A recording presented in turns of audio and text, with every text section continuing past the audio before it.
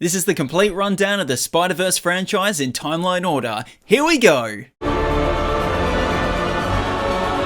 Peter Parker, who has a very Marvel name like Wade Wilson, Bruce Banner, and Matt Murdock, is a 30-year-old, 17-year-old high school student who lives with his Aunt May and Uncle Ben. He's a nerd who's constantly bullied by his classmates and bus driver. Stop the bloods! One day at a school excursion to a science lab, Peter asks to take Mary Jane Watson's photograph on this thing called a camera, which is what people used to take photos on before smartphones were invented. Peter has a crush on MJ and is definitely going to use these images for the school newspaper and not his personal collection. However, as he's taking MJ's photo, a spider bites Peter on the hand, so he does the responsible thing by not telling the teacher, a scientist, or visiting a hospital, instead returning home and going to sleep on the floor. Luckily, the spider that bit Peter was genetically modified, so not only does he survive the night, but Pete wakes up with super strength, sense, agility, sticky hands, web shooters, and better vision. Half of these powers he discovers at school, like when catching a tray of food and shooting webs from his wrists. Fortunately, no one is suspicious of any of this, because who can't do a standing triple backflip, am I right? Peter wants to use these new abilities for monetary purposes so he can buy a terrible $2,000 car to impress Mary Jane, but his Uncle Ben is like, with great power comes great responsibility. However, Peter chooses to ignore this iconic quote and enters a wrestling match with a $3,000 prize. He wins, but the promoter only gives him $100 because Peter didn't read the terms and conditions, stating he needed to be in the ring for longer if he wanted the full cash prize. I missed the part where that's my problem. As Peter is leaving, a burglar robs the promoter, which Pete decides to let past because he misses the part where that's his problem. Unfortunately, it instantly becomes his problem when the burglar ends the life of his Uncle Ben. Devastated by his loss, Peter decides to embrace his uncle's iconic quote, using his powers to fight crime, wearing a red and blue skin-tight suit to hide his identity, and adopting the persona of Spider-Man. Here comes Spider-Man. Meanwhile, Norman Osborn, father of Peter's best friend Harry, is under pressure to maintain military funding for his company, Oscorp. So in order to save the company, Norman thinks the best thing to do is try his own supply of an under-tested performance-enhancing serum. While the chemical enhances Osborn's strength, it also causes insanity and poor decision-making, like wearing a terrifying Halloween costume and calling himself the Green Goblin, which is a very Marvel name, like Sebastian Shaw, Sue Storm, and Kamala Khan. Due to the failure of the performance enhancer, the Oscorp board fire Norman, who then fires them in a more literal sense by turning them into 2002 CGI skeletons. This incident is where Spider-Man and Green Goblin fight for the first time, which Spidey wins. It's also where Spider-Man has to save Mary Jane for the first time. Key phrase, first time. Beats taking the subway. Peter is living with his mate Harry, but is struggling financially, so gets a freelance job as a photographer for the Daily Bugle newspaper, run by J. Jonah, Jimmy, Jason, Jackson, Jordan, Jasmine, Julian, Josephine, Jessica Jameson, a junior. Now, a newspaper is this thing that people used to read to be informed about current events before YouTube was invented. Tomorrow morning, Spider-Man, page 1, with a decent picture this time. The Green Goblin and Spider-Man have another battle, this time wounding Peter, which makes Norman suspicious at Thanksgiving. Now knowing Spider-Man's identity, We attack his heart. by kidnapping Peter's aunt, then Crush, who's currently dating his best friend Harry. The Green Goblin is holding Mary Jane over the Queensboro Bridge in one hand and a cable car filled with children in the other. As the Green Goblin drops both, Peter has to choose who to save, a dozen kids or one person who's in a relationship with someone else. However, like this kid in that taco ad, he chooses both. Thankfully, the Green Goblin patiently waits for Peter to safely lower both onto a passing boat before a final round between the pair can begin. The fight is intense, but the Green Goblin accidentally pierces himself with his own glider, attempting to end the life of Spider-Man. With Norman revealing his identity to Peter, he pleads not to tell his secret to Harry, so Peter takes the clothes off a deceased Norman Osborn and delivers him to Harry, who vows revenge on the Wallcrawler, believing he was the one who ended his father. I swear on my father's grave, Spider-Man will pay. At the end, Mary Jane confesses her love for Peter at her ex-boyfriend's dad's funeral. However, determined to keep MJ from danger, Peter decides to remain just friends and goes to swing off an American flag. Meanwhile, in an alternate universe in the jungles of 1973 Peru, a pregnant Constance Webb is looking for a web that belongs to a specific and rare species of spider, a spider that carries rare healing properties that could be used on people. She finds the spider only to be betrayed by Ezekiel Sims, who shoots Constance, taking the spider and leaving her for dead. An indigenous tribe tries to rescue Constance with the venom of another spider from the same species. This gives her enough strength to birth her child Cassie into the world, but unfortunately passes away straight after. after. 30 years later, and Britney Spears is at the top of the charts next year. Cassie is a paramedic in New York City, working alongside Ben Parker, not to be confused with Ben Wyatt, Ben Cooper, or Ben from Wet Hot American Summer. During an emergency, Cassie goes from savior to savvy.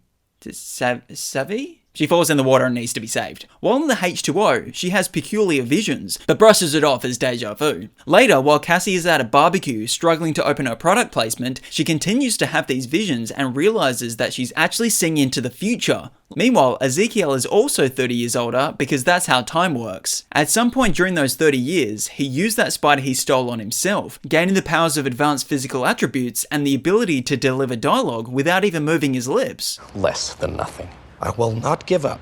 He's having daydreams about 3 women in tight cosplay, but they're not actually dreams. They too are visions of the future. This is no fantasy, it's a horror, as the 3 women are trying to kill him with their own spider abilities. Ezekiel's fear of the visions coming true causes him to search for Julia, Anya, and Matee so he can kill them before they kill him. Luckily, Cassie also happens to be on the train where all of this is about to go down and is able to save the 3 women. They then steal a taxi and hide in the forest, waiting for this to all blow over. Cassie returns to her apartment to find her mother's notes about the spiders, while the other 3 pop into a nearby diner and dance on the tables to the hit 2003 song Toxic, which was released in January of 2004. In said diner, somebody is reading the newspaper where the cover article shows the 3 women who have been presumed captured by Cassie. Luckily, the Daily Bugle newspaper found out about the story, wrote an entire second newspaper for the day, printed it, released it, and got it into the hands of someone in a diner in the middle of nowhere, all within a couple of hours, or no one would have known to call the authorities. Unfortunately, the call is intercepted by Ezekiel, who tracks them down. Fortunately, Cassie returns just in time to save them the second time. They spend the night in a motel where Cassie, a paramedic, somehow does a worse job at explaining CPR than Michael Scott. I wonder if this lesson will come in handy later. The next day, Cassie travels to Peru to learn about great power and great responsibility, leaving Julia, Anya, and Matee with Ben Parker so he can learn what it might be like to look after kids that aren't his own. In Peru, Cassie learns that her mother wanted the spider venom to save her unborn child from getting the fatal hereditary disease that Constance suffered from. Meanwhile, Ben's sister-in-law, Mary, is going into labor with Peter Parker, so they need to get to a hospital. While driving there, they're caught on some random security camera outside a TV repair shop. The 2003 4K footage is transmitted to Ezekiel's high-tech setup and is able to track them down. But you're never gonna believe this next part.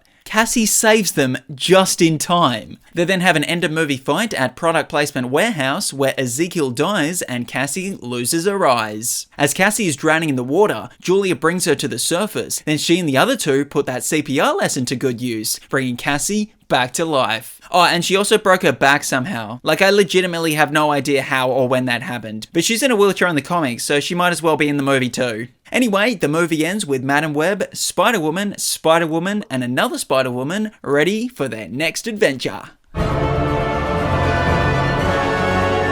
2 years after the events of Spider-Man, Peter is struggling to live a dual life. He's missing classes in college and now he's been fired from his pizza job not delivering an order fast enough. Pizza time. To avoid failing his science class, Harry, who's now the CEO of Oscorp, helps set up a meeting with scientist Dr. Otto Octavius, who has a very Marvel name, like Sebastian Shaw, Bruce Banner, and of course, J. Jonah, Jimmy, Jason, Jackson, Jordan, Jasmine, Julian, Josephine, Jessica Jameson, Jr. The meeting is so that Peter can write a paper on him. Otto was working on fusion-powered technology that would allow him to harness the power of the sun in the palm of his hands. Well, not quite his hands, but mechanical tentacles connected to him. Unfortunately, the science experiment goes wrong, becoming unstable and nearly destroying the building. Luckily, Peter is also Spider-Man, so he was there to save the day. Unluckily, Doc Ock's inhibitor chip that was allowing Otto to have control of the tentacles burns in the chaos, causing his arms to become sentient and take control of him. Corrupted by the artificial intelligence in the mechanical arms, Doc Ock plans to rebuild the energy provider, but he's going to need to steal money to pay for the parts. Luckily, as we know, banks are filled with vaults of gold coins, so Doc steals a couple of bags. Unfortunately for Ock, Peter also happens to, once again, be at the exact same location as the Chaos and saves the day as Spider-Man. But it doesn't all go to plan, having an existential crisis and briefly losing his abilities. Meanwhile, Mary Jane has well and truly moved on from Peter, becoming engaged to John Jameson, who has a very Marvel name, like his father, J. Jonah, Jimmy, Jason, Jackson, Jordan, Jasmine, Julian, Josephine, Jessica Jameson, a junior. Despite wanting to keep MJ safe, Peter still has feelings for her. This double life is becoming too much for Peter and decides that he's Spider-Man. No more. Now he can do all the things he missed out on, like going to class, wearing glasses, fixing his motorbike, and eating a hot dog. For Doc Ock to rebuild his experiment, he needs tritium, something that Harry Osborn has access to. Harry agrees to give Doc the rare isotope if he brings Spider-Man to him, as he still seeks revenge for believing Spidey was the cause of Norman Osborn's death. Harry tells Ock that he can find Spider-Man by asking Peter Parker, as he takes photos of the wall crawler for the Daily Bugle. Before Ock leaves, Harry tells him, Don't hurt Peter! So when Doc Ock sees Peter at a cafe with MJ, he hurls a car at him. Somehow everyone in the cafe probably survived. Well, at least Peter and MJ, but MJ is captured by Ock. With his crush in danger, Peter's spider powers return to him and goes after the villain. Spider-Man and Doc Ock fight on a train before Octavius rips out the controls, causing the locomotive to speed out of control. Spider-Man uses all his strength to stop the train just before the end of the track. His energy is drained and is helped by the people of New York, who also return his mask that was removed during the process. Luckily it's 2004 and no one has a phone with more than half a megapixel camera on it, so his identity remains safe. Due to Spider-Man's weakened state, Doc Ock is now able to capture and deliver him to Harry in exchange for the tritium. As Harry is about to kill Spider-Man, he removes the mask, only to be shocked by Peter Parker being the person underneath. Pete has to convince Harry to give him Octavius' location for the sake of saving MJ. Harry agrees and vows to kill him in the next movie. Then he finds out that his father was the Green Goblin, so that technology will help with that process. At the not-so-discreet river, Otto has rebuilt the machine and once again has the power of the sun in the palm of his hands, but it also once again starts to destroy the city. Peter arrives, revealing his identity to Otto in hope it will help him change his mind about continuing with his science experiment. Octavius sees what his science has become and orders his tentacles to obey him and sacrifices himself to save the city. As Mary Jane is also at the scene, she too sees that Peter Parker is Spider-Man and now understands why he's been rejecting her all these years. But she's already been put in danger many times when they weren't together, so what difference would it make if they were? So she leaves John Jameson at the altar on their wedding day and decides to be with Peter instead.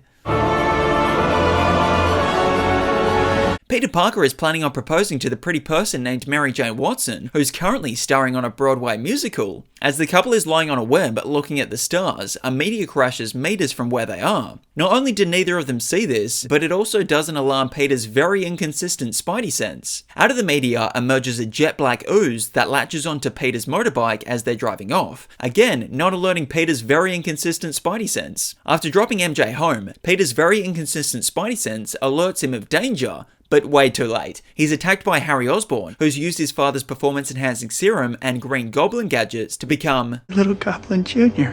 Harry is still annoyed that Peter didn't kill his father, but thinks he killed his father. The two battle before Peter close hangs Harry, knocking him out, giving him amnesia, conveniently forgetting that Peter is Spider-Man, but remembering pretty much everything else. Meanwhile, the police are pursuing an escaped convict known as Flint Marko, who just wants to save his daughter from her illness. While being chased, Flint trips and falls into a massive hole which scientists are about to do sciencey things in. The scientists believe it's a bird that will...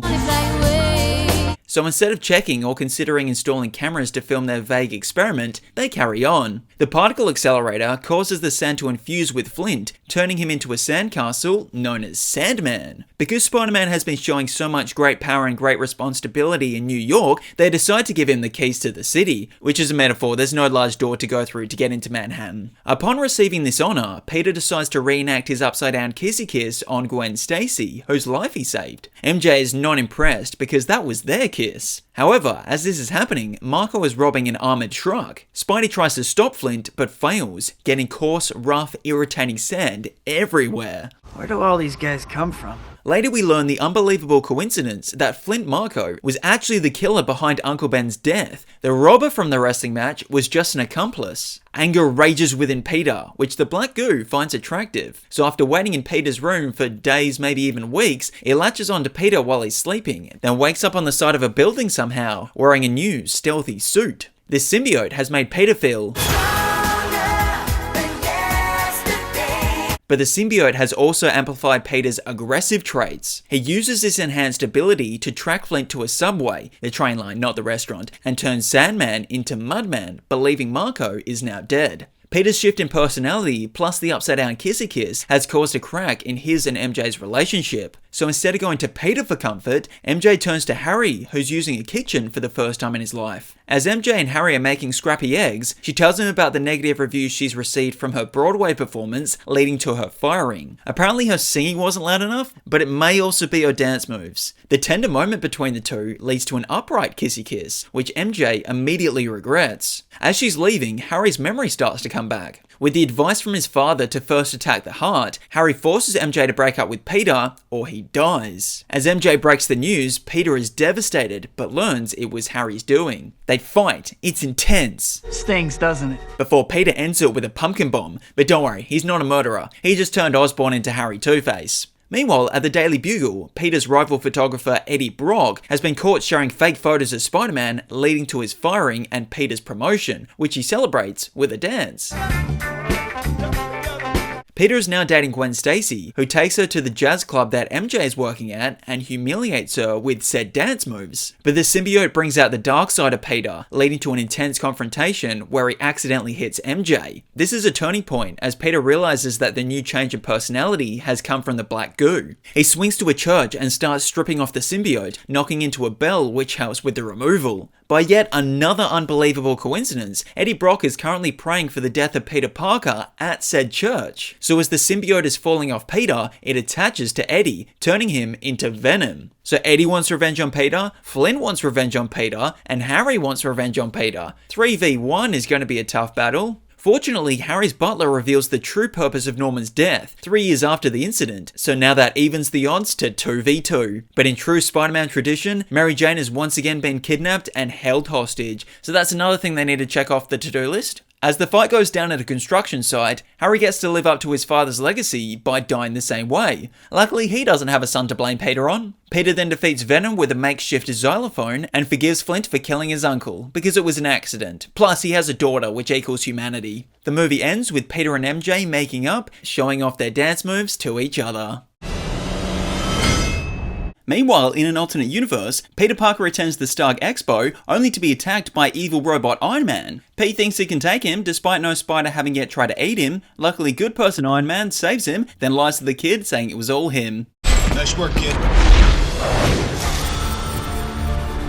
Meanwhile, in an alternate universe, a young Peter Parker is playing hide and seek with his alive father, but then his dad dies, so does his mum. Now Pete has to live with his alive Aunt May and Uncle Ben, who is also alive. Cut to a 30-year-old, 17-year-old high school Peter Parker who is being bullied for being a nerd at a nerd school. Like Peter Parker from the other universe, this Peter also likes to take photos of his crush for the school newspaper and definitely not his personal collection. This time, Peter's crush is Gwen Stacy, whose hair is a lot less red than Mary Jane Watson's. One day, Peter finds his dad's old briefcase, which contains documents that lead him to where his father used to work, Oscorp. Eager to learn more about the truth of his father, Peter sneaks into Oscorp to meet his dad's peer, Dr. Kurt Connors, who has a very Marvel name like Green Goblin, Otto Octavius, and of course, J. Jonah, Jimmy, Jason, Jackson, Jordan, Jasmine, Julian, Josephine, Jessica Jameson, a junior. Dr. Connors is trying to develop a serum to regenerate lost limbs using lizard DNA, a condition close to his heart, because one of his arms is no longer close to his heart. While at Oscorp, Peter breaks into a restricted room using an insanely complicated security system that he's able to see from a long distance away. In the room are hundreds of spiders that don't freak Peter out at all, so he plays the guitar on one of the webs. Unfortunately, this triggers all the spiders to fall onto Peter, with one even biting him. So he does the responsible thing by not telling a scientist or visiting hospital, instead going to sleep on a New York train. Luckily, the spider that bit Peter was genetically modified, so not only does he survive sleeping on a New York train at night, but Peter wakes up with super strength, sense, agility, sticky hands, but no web shooters. So he uses his big brain to make his own. Peter initially uses his great power and great responsibility for things like dunking a basketball and breaking the backboard, throwing a football and bending the post, and probably some other sport related things. But then his Uncle Ben is like, with great power comes great responsibility, but in a way similar to how a uni student tries to meet the total word count.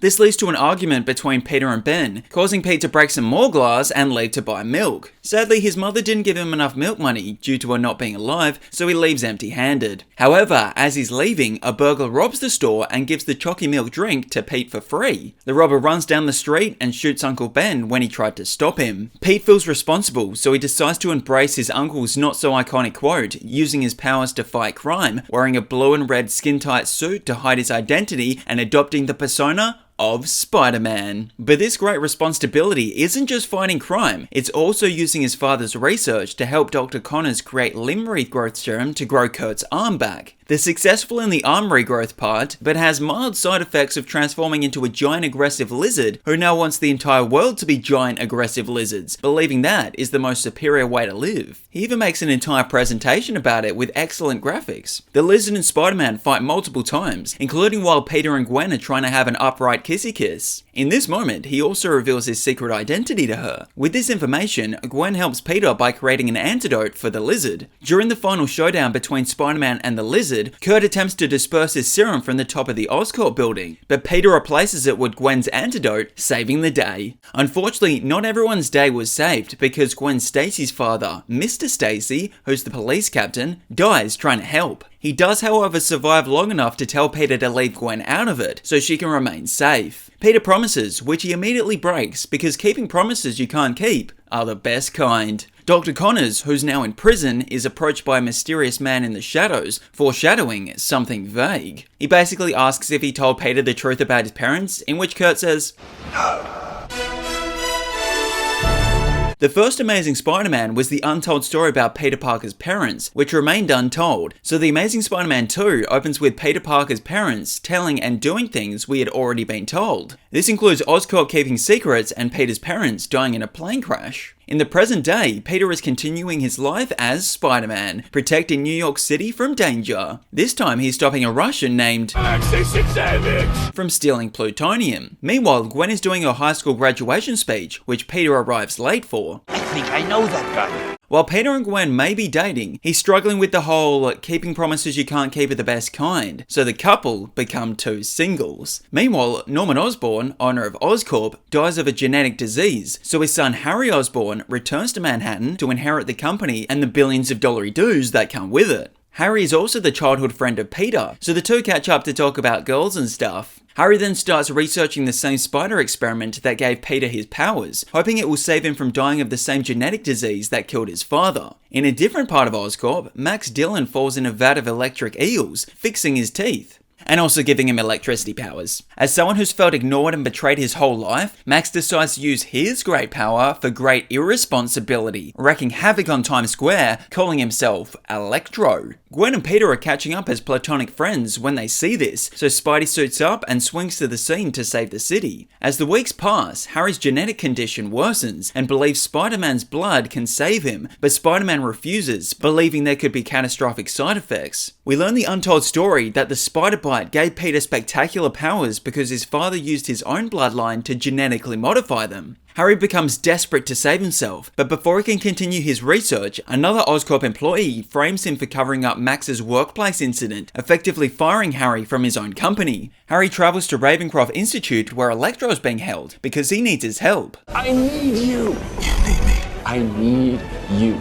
You need me. I need you. Harry breaks Electro out of his containment before Max uses his electricity powers to create a fabric suit. The two then head back to Oscorp, where Electro helps Harry break into the vault in exchange for all the city's electricity. In the vault, Harry injects himself with the leftover spider venom, but it has catastrophic side effects. His skin turns green and his face becomes goblin-y like. Meanwhile, Electro has caused a mass blackout in New York, so Spider-Man goes to save the day. Gwen comes too, because her and Peter are back together again, and she knows how to snap the power back on. The Lovebirds are successful, overloading and destroying Electro. Now Peter and Gwen can get back to their happy lives together. Oh, Harry Osborn has shown up. Realizing that Spider-Man is Peter Parker because of Gwen Stacy being there, Harry first attacks the heart. Gwen falls from a height, but Peter catches her with his webbing.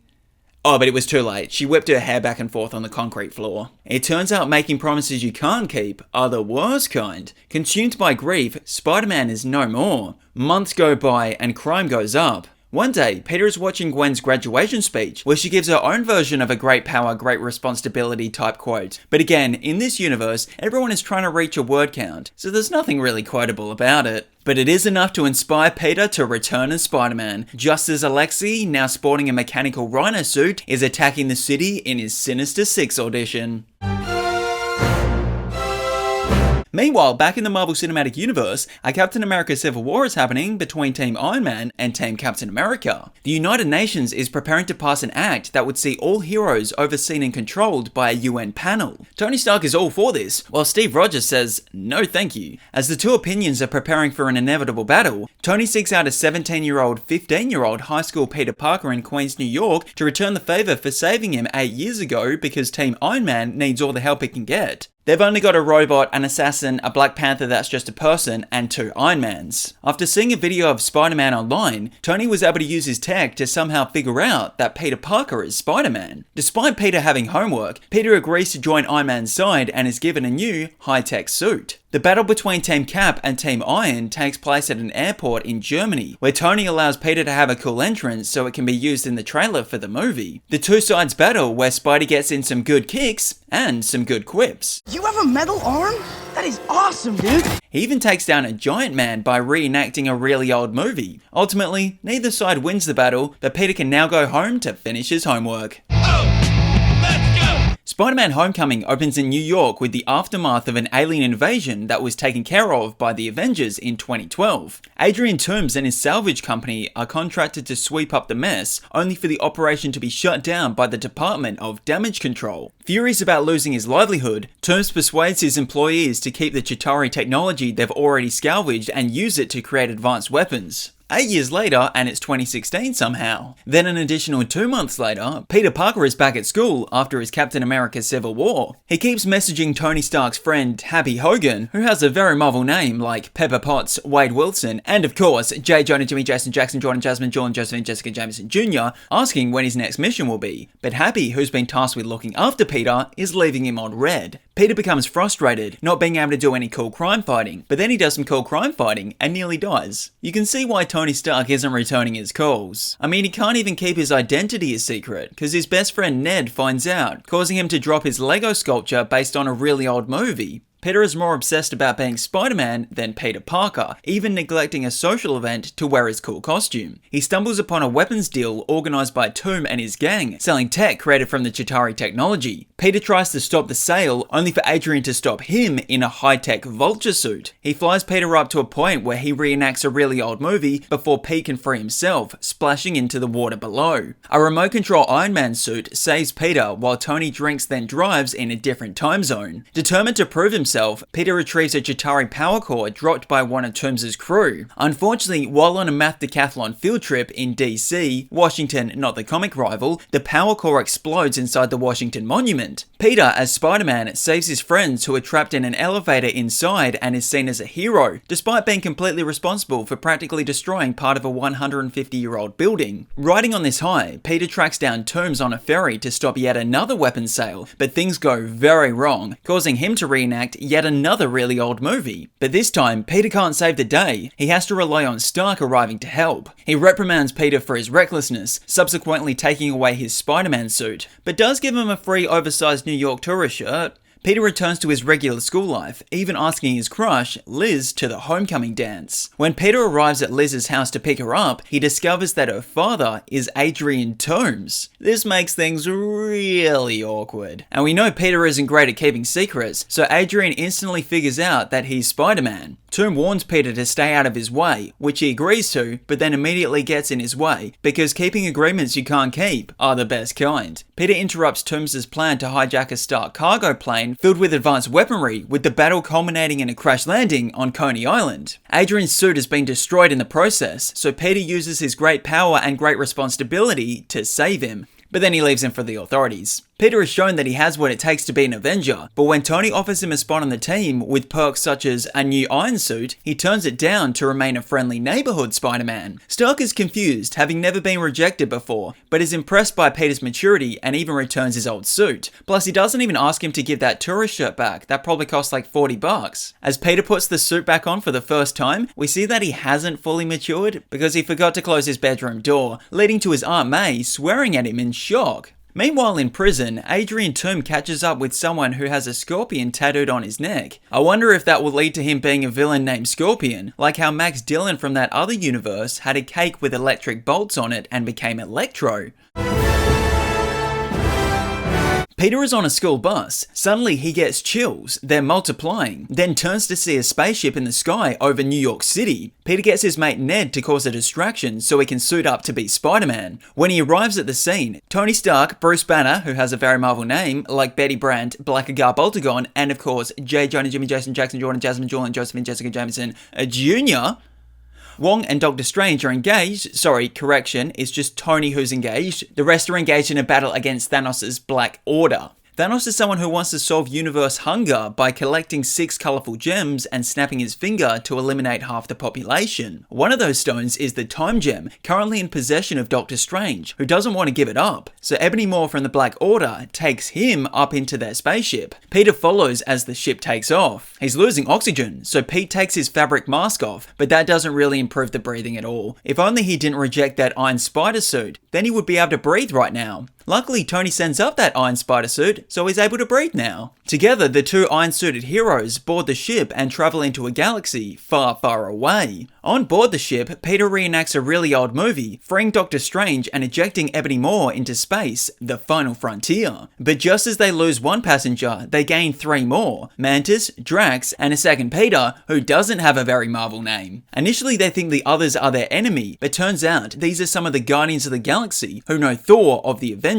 So they team up as they share a common goal of defeating Weird Chin Guy. They land on the planet of Titan and wait for Thanos. In the meantime, Doctor Strange watches the spoilers of how they're going to defeat the Mad Titan. Turns out they have really bad odds, but in order to win, they have to lose, meaning when Thanos arrives, Strange has to give up the Time Stone. Then, not long later, Peter doesn't feel so good, and it's not the high altitude sickness. Thanos has snapped away half the population, one of them being Peter, Quill, and another being Peter Parker.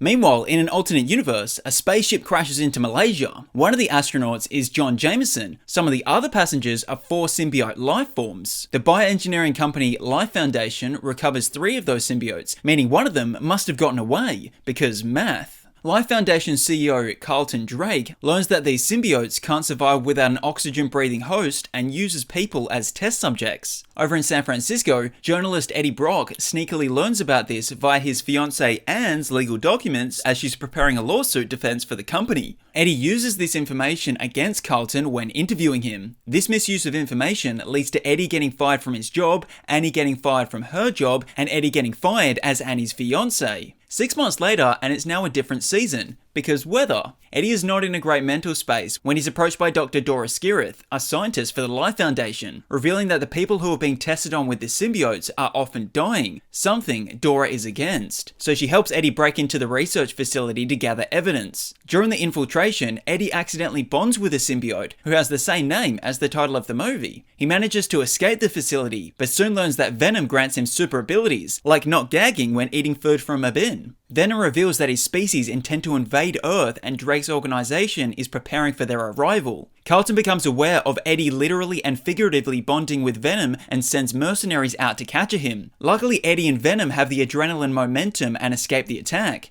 Drake, the doctor not the singer, bonds with the symbiote that got away. This symbiote named Riot hopped from person to person, making its way from Malaysia to San Francisco. Riot's plan is to bring more symbiotes to Earth using a Life Foundation spacecraft. Because of Venom's interactions with Eddie, he agrees to help stop Riot. The jet black and dark grey symbiotes battle in the middle of the night, so I think Carlton and Riot explode in the destruction of the spacecraft, but Venom and Eddie make it out alive. In the aftermath, Eddie resumes his journalism career, now with Venom as his secret partner. Their first interview, the incarcerated serial killer, not Sideshow Bob. Meanwhile, in an alternate universe, Spider-Ham is swinging through the streets looking for somewhere to eat his hot dog. But he can't be a cannibal just yet because he gets kidnapped by Dr. Crawdaddy. The doc taunts Ham with some of his worst puns. Prepare to be honey glazered. Then Ham retorts with some of his worst puns. Dr. Crawfish, attorney at Craw. Spider-Ham escapes his restraints and Scooby-Doo's down the hallway before he ultimately defeats Dr. Crawdaddy in the most cartoony way possible. Now Ham can finally enjoy his hot dog. Oh no, he got sucked into the Spider-Verse. Meanwhile, in an alternate universe, Peter Parker is the one and only Spider-Man, but more about him later. We meet a teenager living in Brooklyn named Miles Morales, who has a very Marvel name, like Peter Parker, Reed Richards, and of course, J. Jonah, Jimmy, Jason, Jackson, Jordan, Jasmine, Julian, Josephine, Jessica Jameson, a junior. Miles, or kilometers for Australian viewers, just kidding, he's miles all around the world. He's struggling to metaphorically fit in and is feeling pressure from his parents. So Miles goes to visit his Uncle Aaron, where they tag an abandoned subway. Train station, not the sandwich. While tagging, Miles gets bitten by a spider with the number 42 on it. So he does the responsible thing by not telling his uncle or visiting a hospital, instead returning to his dorm and going to sleep. Luckily, the spider that bit Miles was genetically modified, so not only does he survive the night, but he wakes up with super strength, sense, agility, sticky hands, smaller pants, but no web shooters. Miles returns to the scene of the bite, where he stumbles upon a battle between Spider-Man and the Green Goblin. Miles gets a front row seat to watch Spider-Man try and plug in a USB. Everyone always gets it the wrong way around the first time. The drive is to disable a super collider built by Wilson Fisk, aka Kingpin, to access parallel universes. The Kingpin's wife and child has died in this universe, so he plans on bringing in an alive version from an alternate universe to replace them. Unfortunately, Spider-Man isn't able to complete the task and is wounded pretty bad, but his Spidey sense goes off, alarming him that Miles is near and also has powers, so he passes the great power and great responsibility onto him before being killed by the Kingpin. Peter Parker is Spider-Man, no more. That title now goes to Miles Morales. New York has a new hero in town, who immediately breaks the drive containing the data to destroy the collider. Not to worry, New York has a new hero in town, Peter B. Parker, who's been sucked into this universe from another dimension. This version of Peter Parker is older and has a B, the letter not the insect, in the middle of his name. Peter B decides to help Miles on his mission so he can get back to his home, while at the same time teaching him how to use his powers. The two break into Kingpin's research facility, steal a computer with the collider data on it, get attacked by Doc Ock, throw a bagel at some nobody, and escape the vicinity. They continue to be chased, swinging through the trees thanks to Peter B. Parker's web shooters, until another spider variant saves them. It's Gwen Stacy, who's from a different universe of her own, a universe in which she survived. The three go to Aunt May's house, who just goes by May to them because she's not their aunt. May takes them to a secret underground base used by Peter, where we meet three more spider variants who have also been dragged into this universe: Anime, Black and White, and Looney Tunes. They're here to help with the mission, but end up dropping Miles from the team because his performance has been down. Disappointed, Miles goes to his Uncle Aaron's house to discover that he's actually a villain working for Kingpin as the Prowler. Miles rushes back to May's house to warn the others, but he's accidentally led Prowler to them, plus more of Kingpin's gang. Miles takes the new flash drive created thanks to Penny and evades, only to be caught by his uncle. With his uncle about to kill his nephew, Miles reveals his secret identity. Luckily, the uncle and nephew get along, so Aaron doesn't kill Miles. But Kingpin does kill Aaron for not finishing the job. Miles flees the scene, and even more of his family shows up, this time his police officer father and brother of Aaron. The spider variants regroup, taking the drive off Miles and setting out to finish the task without him. But Miles is determined to prove himself, so with little time to waste, he goes back to Aunt May's house, selects one of the dozens of Spider-Man suits, spray paints it black, climbs to the top of the tallest building in the city, then meets up with the others. They're able to use the drive to send all the spider variants back to their own dimensions, before Miles defeats Kingpin, stopping the Universe Collider from destroying the concrete jungle where dreams are made of. Miles Morales is now this universe's one and only Spider-Man. Miles returns home from another crime-fighting day, only for his dad to pull an epic 2012 YouTube prank on him. But that's not the only thing scaring Miles. He's also haunted by his new great power and great responsibility. His fears manifest into a black silhouette with yellow eyes. Horrible yellow eyes! Miles is teleported to a train where he finds the creature, living up to the Spider-Man tradition. Suddenly, the creature spouts more of those horrible yellow eyes, transforming into a giant spider. Why did he have to follow a spider? Why couldn't he have followed the butterflies? The spider explodes and multiplies, covering Miles. He screams. His father must have the TV on a really loud volume, because he doesn't hear. Miles curls up in fear as his nightmare disappears. He exits his bedroom and goes for a walk with his dad to talk about his feelings.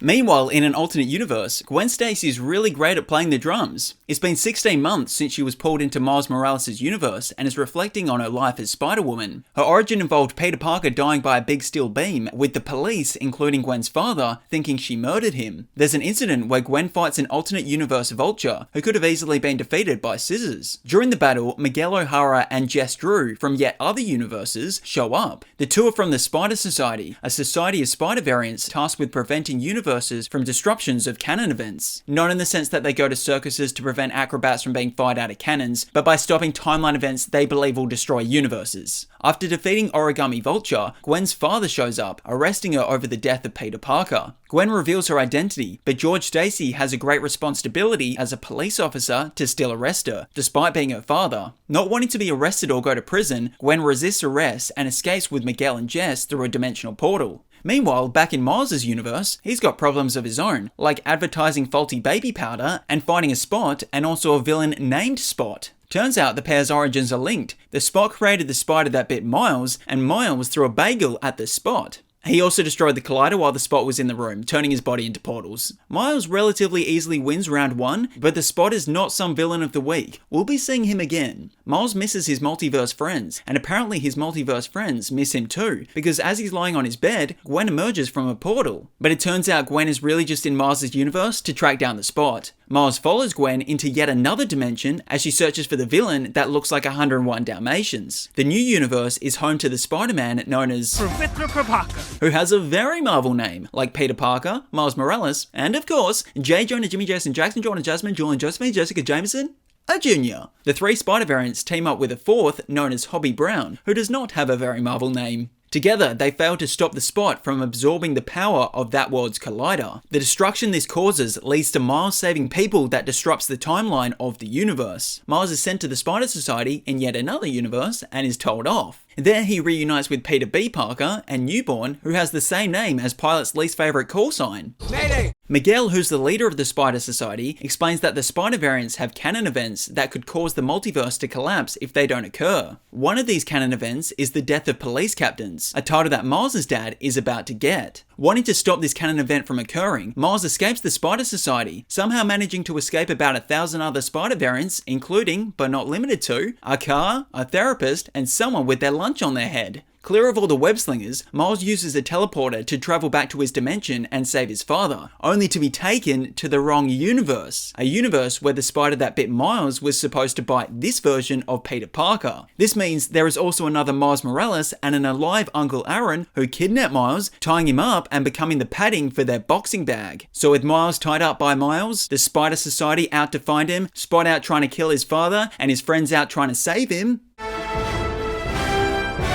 Meanwhile, back in the Marvel Cinematic Universe, Peter Parker, Doctor Strange, and the Guardians of the Galaxy's dust particles reform together. Doctor Strange then informs them about the events of Avengers Endgame before waiting for Sam Wilson to say, "On your left," so they can have a dramatic opening of portals from across the universe. I assume this was important in the one way to defeat Thanos. Anyway, there's an epic battle. Spider-Man uses instant kill on his suit, he has a ride on Mjolnir and a Pegasus, plus hugs both Tony Stark and the Infinity Gauntlet. Tony Stark then says his superhero name and wins the battle. Unfortunately for Tony, this causes him to die, so there's a funeral with pretty much only the heroes. I assume he didn't make any close acquaintances outside his heroing gig. Then Peter does his cool but overly long and complicated handshake with Ned, who also disappeared in the blip.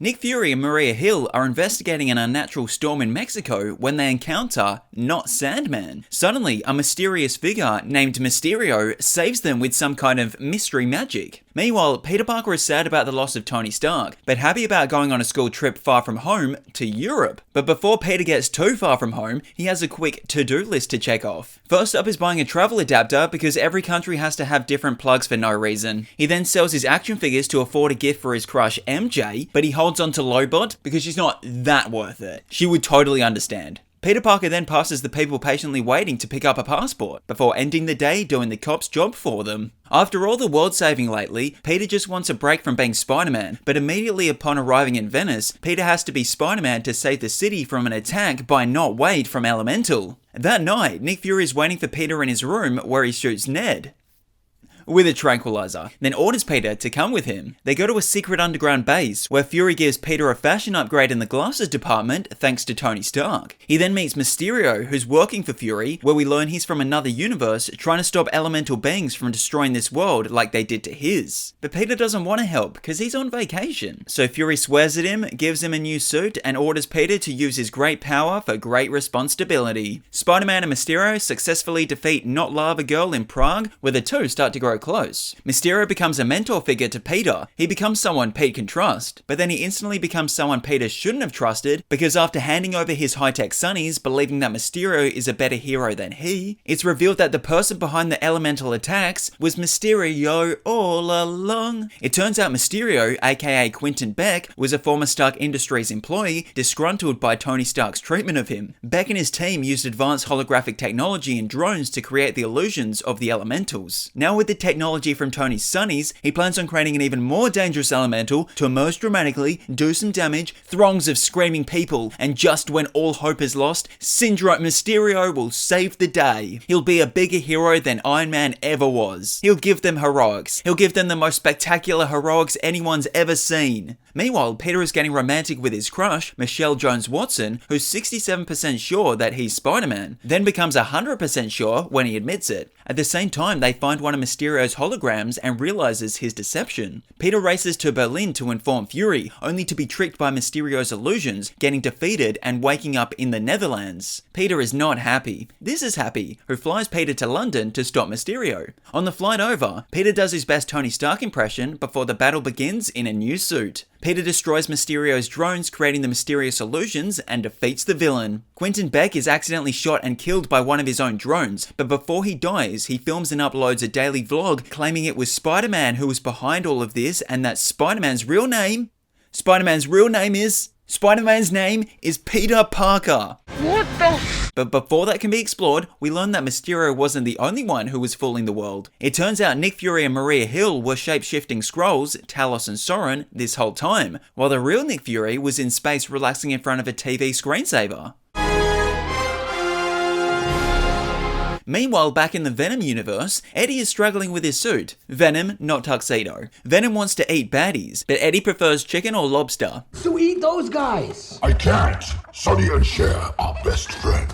Trying to rebuild his journalism career, Eddie continues to interview Cletus Cassidy at San Quentin State Prison as the inmate refuses to be interviewed by anyone else. During one interaction, Venom notices cryptic drawings on Cletus's cell walls and is able to deduce that these are the locations of the victims Cletus has killed over the years. The serial killer, not to be confused with a serial eater, is put on trial where he's sentenced to death by lethal injection. Cassidy feels betrayed by Eddie, but saves him a front row seat for his execution, an offer which Brock takes up. Before the execution, Cassidy insults Eddie, provoking Venom to lash out. Cassidy tries to eat Eddie, which causes him to ingest a small part of the symbiote. I have tasted blood before, my friend, and that is not it. As the lethal injection process takes place, the symbiote inside Cassidy awakens, transforming him into Red Venom. He goes on a rampage, killing guards, freeing himself before freeing his lifelong love, Francis Barrison, aka Shriek, who has a really bad singing voice but uses it to yell people away. Cletus's and Shriek's relationship isn't,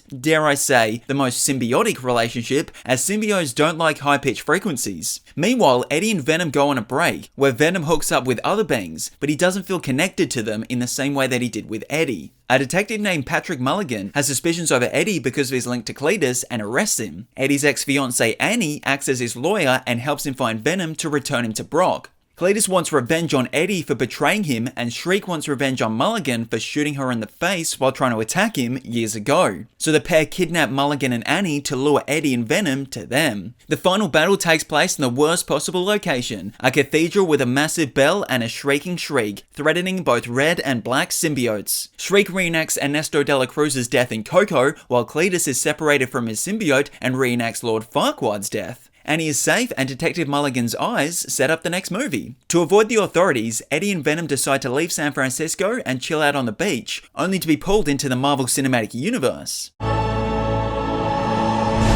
Peter swings off with his new girlfriend MJ, but they plus Aunt May and Ned are interrogated by the Department of Damage Control to uncover if what Mysterio said was true. Luckily, they have a really good lawyer who can catch bricks thrown at them from behind, which is impressive enough, but even more so because Matt Murdock, who has a very Marvel name like Miles Morales, Michael Morbius, and of course, J. Jonah, Jimmy, Jason, Jackson, Jordan, Jasmine, Julian, Josephine, Jessica Jameson, Jr., is vision impaired. Due to the media scrutiny and legal troubles, Peter, MJ, and Ned find it difficult getting accepted into college. Luckily for Aunt May, she's not applying for any colleges due to her already having a career. Desperate to make everyone forget his identity, Peter seeks out the help from Steven, who agrees to cast a spell that will make everyone forget Peter is Spider-Man. Unfortunately, Peter keeps trying to change the terms and conditions throughout casting the spell, causing it to go awry and fracturing the multiverse. Now all of a sudden, Spider-Man is battling Dr. Octopus and the Green Goblin from that other universe. Steven captures and imprisons Doc Ock at the Sanctum Sanctorum's dungeon and explains that the botched spell brought over individuals from other universes who know Spider-Man's identity.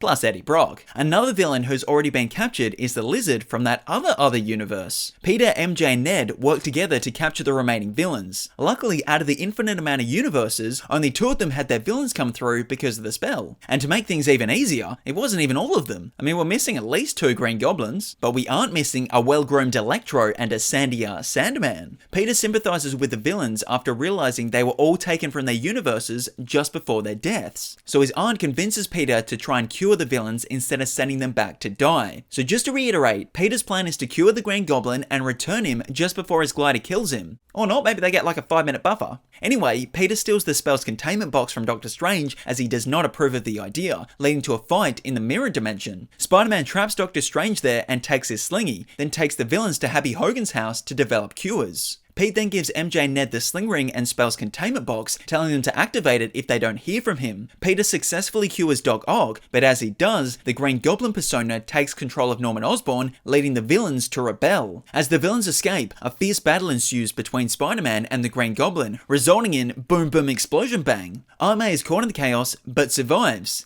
Then dies, but not before she delivers this quote. Knocked on my head. And also this quote.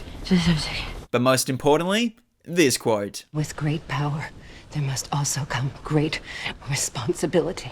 MJ and Ned are worried about Peter, so they try to find him with Doctor Strange's sling ring, but it's the wrong Peter Parker. Instead, it's that other universe's Peter Parker, who awkwardly stands there for a beat, so us as the audience can lose our frickin' minds. Ned tries again, but it's once again the wrong Peter Parker. Instead, it's that other universe's Peter Parker, who awkwardly stands there for a beat, so us as the audience can lose our frickin' minds. Together, they all find this universe's Peter Parker and bond over how all their relatives also kind of said that same responsibility quote. They then use this Peter's school to create cures for all the villains, which conveniently has all the supplies they need to make it happen. The 3 Spider-Men then lure the villains to the Statue of Liberty for a final battle. While waiting, they fix each other's backs, brag about villains they've faced, and learn that this one's organic web fluid probably comes from their oh, the villains are here. Working together, they cure Sandman, Lizard, and Electro, then other Peter learns how to catch falling people to save MJ. This universe's Peter then battles the Green Goblin, trying to kill the villain as revenge for killing his aunt, but other Peter stops him.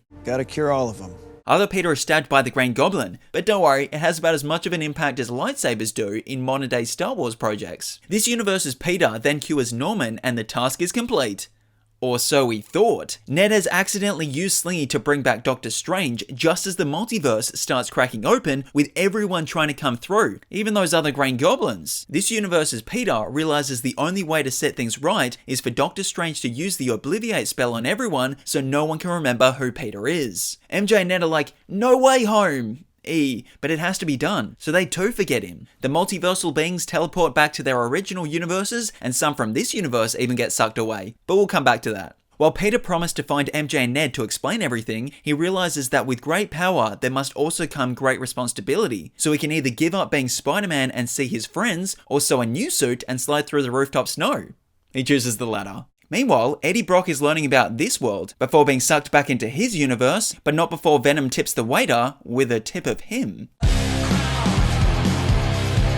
Eddie and Venom are back in their universe, but have to go on the run as Brock is the #1 prime suspect of Patrick Mulligan's death, who is still alive thanks to Area 51 being filled with loads of symbiotes who have definitely been here the whole time. Despite Patty being alive, Not Mordo wants to add another symbiote to his collection, that being Venom, so he and Eddie still have to evade the authorities. I got stuck with a superhero who can't fly. Wanna bet? The pair road trip to New York City in an attempt to clear Eddie's name, but it's not without its challenges because an alien known as Xenophage is also trying to track Venom and Eddie down for its master who must not be named. Xenophage attacks Venom, but it's not because he didn't pay for a plane ticket, it's because it's after his codex, which was created when he resurrected Eddie last year. That's right, Venom the Last Dance takes place the year after the first Venom movie, which takes place in 2018, even though Eddie gets sucked into the MCU when the year is 2024, and during this film he passes the Las Vegas Sphere, which opened in 2023. Anyway, that Codex thing can free He Who Must Not Be Named from the symbiote prison on Venom's home planet so he can be evil. So to avoid being tracked, they must avoid going full Venom, unless the plot needs to be progressed. Like immediately saving Eddie's life from the military people after him, but they're able to escape both them and Xenophage before hitching a ride with not Kirk Connors to Vegas, where Mrs. Chen is somehow, out of all the casinos in the casino capital of the world, in the exact same casino that Brock enters. I'm gonna cry! Me too! Needing the plot to progress, full-body Venom does a last dance with Mrs. Chen that alerts both Xenophage and not Mordo, getting captured by the latter and separating host from symbiote. In order to destroy the Codex, either Venom or Eddie needs to die, so not Mordo takes care of that. Oh no, never mind. Someone's freed Venom so he can save his buddy, creating a new Codex. But you know what that means? Xenophage is back at it again, and he's brought some friends. So the Area 51 staff bond up with a symbiote who are all perfect matches somehow. Venom realizes that the only way to save the universe is to sacrifice himself to destroy the Codex, so he debonds with Eddie and lures the minions of He Who Must Not Be Named to an acid shower to melt them. Oh yeah, the government's conveniently been destroying Area 51 with acid. Eureka. Eddie is exonerated and completes the road trip, arriving in New York as the greatest song of September 2019 plays. And the memories bring back.